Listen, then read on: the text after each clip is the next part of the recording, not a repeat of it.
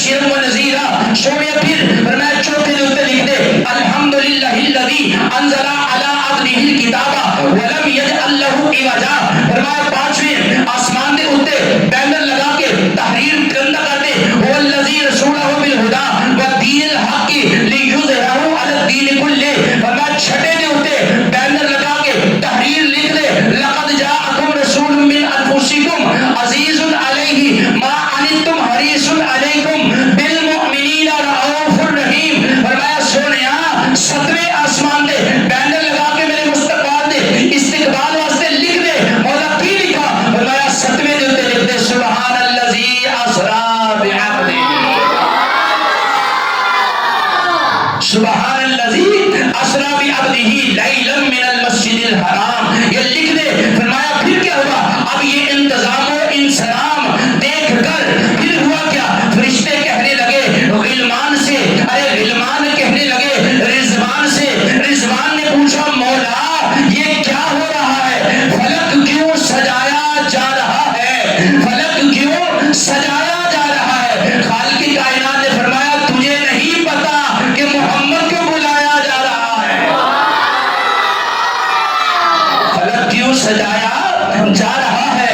تجھے نہیں پتا کہ محمد کو بلایا. بس تکبیر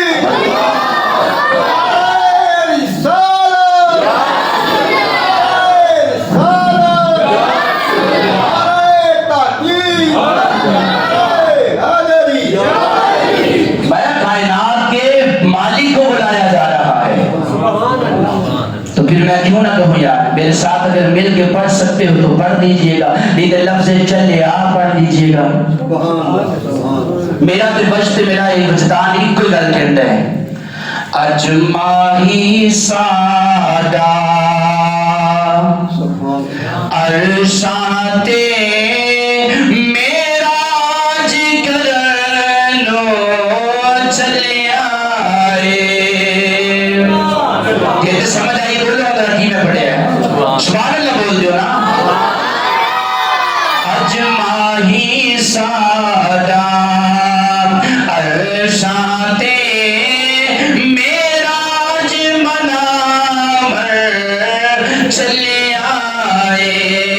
اس ستی ہوئی امت دی قسمت نو جگامر چلے آئے.